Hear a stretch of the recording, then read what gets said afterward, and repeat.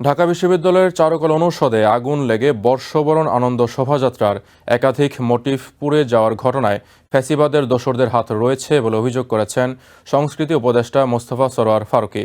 শনিবার সিলেটের সংবাদ সম্মেলনে তিনি একথা বলেন। ঢাকা বিশ্ববিদ্যালয়ের প্রক্টর সাইফুদ্দিন আহমেদ বলেন, শনিবার ভোরে আগুন লেগেছে বলে ধারণা করা হচ্ছে। এ ঘটনায় শাহবাগ থানায় সাধারণ ডায়েরি করা হয়েছে। গঠন করা হয়েছে একটি তদন্ত কমিটিও।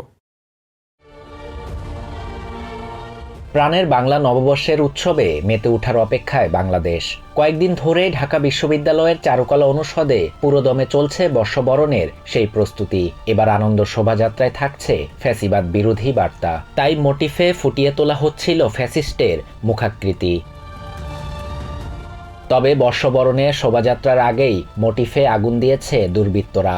শনিবার ভোরে দেয়া সেই আগুনে পুড়ে ছাই হয় ফ্যাসিস্টের মুখাকৃতি ও শান্তির পায়রা। খবর পেয়ে দ্রুত ঘটনাস্থলে গিয়ে আগুন নিয়ন্ত্রণে আনে ফায়ার সার্ভিস। শিক্ষকদের দাবি, মোটিফ দুটিতে আগুন দিয়েছে স্বৈরাচারী সহযোগীরাই। এরই মধ্যে ঘটনাস্থল পরিদর্শন করেছে বিশ্ববিদ্যালয় প্রশাসন ও আইন শৃঙ্খলা বাহিনী। তারা জানায়, পুড়ে যাওয়া মোটিফ পুনর্নির্মাণের পাশাপাশি আনন্দ শোভাযাত্রা যথাসময়ে হবে। কে বা কারা কি কারণে আগুন দিয়েছে তা খতিয়ে দেখা হচ্ছে।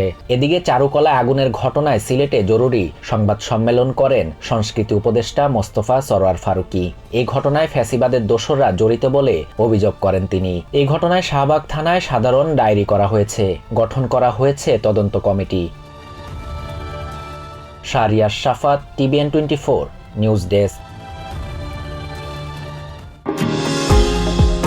নিউ ইয়র্ক থেকে সম্প্রচারিত TVN 24 টেলিভিশন বিশ্বজুড়ে বাঙালির কণ্ঠস্বর।